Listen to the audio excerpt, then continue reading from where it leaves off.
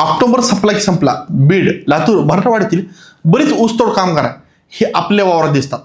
पण त्याच ऊसतोड कामगारांचं आयुष्य ऊसाच्या कांड्यात अडकून जातं. ज्यांच्या घामातून साखर बघते पण त्याच घरात गोडावा नसतो. हो, मी बोलतोय बीड, लातूर, मराठवाड्यातील ऊसतोड कामगारांबद्दल.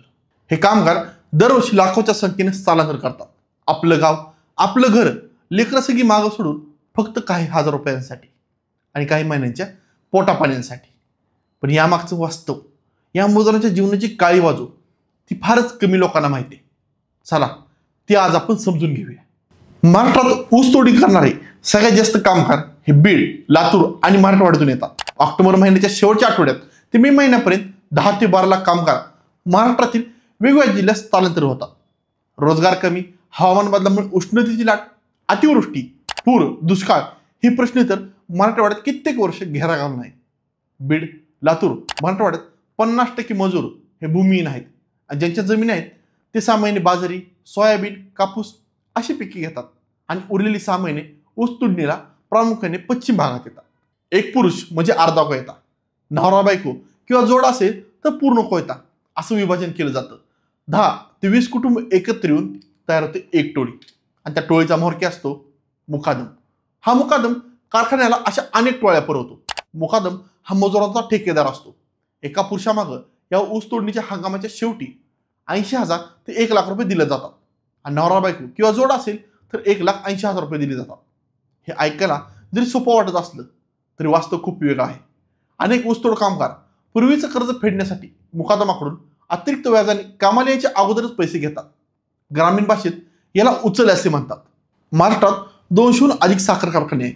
त्यापैकी 141 पश्चिम भागात आहेत. ऊस तोडणीसाठी प्रत्येक साखर कारखान्याला 5,000 ते 10,000 मजूर लागतात. मग हे मजूर साखर कारखाने थेट घेत नाही तर अनेकदा मुकादमामार्फत या टोळींचं नियोजन केलं जातं. मुकादम हा कारखान्याकडून तर कुठे कुठे ऊसतोड मजुराकडून कमिशन घेतो. या मजुरांना दिवसाचं टार्गेट दिलं जातं. सकाळी 4 वाजता उठायचं, ऊस तोडायचा, गाडी लोड करायची, परत दुसऱ्याच्या बांधावरती जायचं, त्यांचा ऊस तोडायचा. ऊन, वारा, पाऊस कशाचा विचार करायचा नाही. दिवसात 12 ते 14 तास काम करायचं. 6 महिने असंच चक्र चालू असतं. त्यात कोणत्या मजुरांनी सुट्टी, काम कमी, आजारपण, कौटुंबिक अडचणीतून सुट्टी घेतली तर त्याला पगार दिला जात नाही. 6 महिने काम करायचं, त्यात अन्न, वाहतूक, कर्जाचं व्याज, त्यात मजुरांच्या हातात तोडीच्या हंगामाला शेवटी काहीच उरत नाही. बरं, हे मजूर कधी कधी कामाला यायच्या अगोदरच पैसे घेतात, थोडक्यात उचल घेतात आणि फरार होतात. अशा असंख्य केसेस ऊसतोड मजुरांवरती दाखल आहेत. या सगळ्यात मोठा बळी जातो तो मुलांचा. ते शाळा सोडतात कारण आई वडील ऊसावर गेलं की घर बंद पडतं. कारखाना मालक यांना शेतकऱ्यांचा ऊस लवकर गाळप करायचा असतो. मग ते प्रेशर मुकादमावरती आणतात आणि मुकादम ऊसतोड मजुरांवरती. या ऊसतोड मजुरांचे आर्थिक, शारीरिक आणि मानसिक शोषण केलं जातं. पगार कपात, वेळेवर पैसे न मिळणे किंवा ठरलेला पगार न मिळणे. हे ठरलेले जे असतं ते कधी कागदोपत्री लिखित नसतं. हे सगळं एका शब्दावरती चालू असतं. हे ऊसतोड मजूर दुसऱ्यांच्या शेतात पडीक जमिनीवरती तंबू ठोकून राहिलेले आपण बघितलंच आहे. ना वीज, ना पिण्याची पाण्याची सोय, ना शौचालय. अनेक मुले शाळा सोडून आई वडिलांच्या पाठीमागे आपल्याला वावरात दिसतात. स्त्रियांचं देखील खूप मोठं शोषण केलं जातं. ऊस तोडणीपूर्वी किंवा नंतर बहिणींना गर्भाशय काढण्याची शस्त्रक्रिया करायला भाग पाडलं जातं. का? कारण मासिक पाळीमुळे 3 ते 4 दिवस काम सुटेल, पगार जाईल. बीडमध्ये 30 ते 35 वयोगटातील 843 महिलांनी 2025 मध्ये ही शस्त्रक्रिया केली आहे. मुकादम, ट्रॅक्टर ड्रायव्हर, सहकारी स्त्रियांवरती बलात्कार करतात, छळ करतात. पीडित महिला तक्रार देखील करत नाही. का?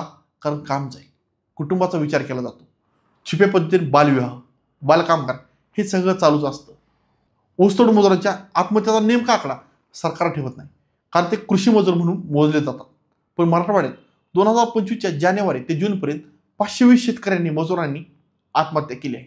बीडमध्ये 126, लातूरमध्ये 38. यात बहुतांश ऊसतोड मजूर आहेत.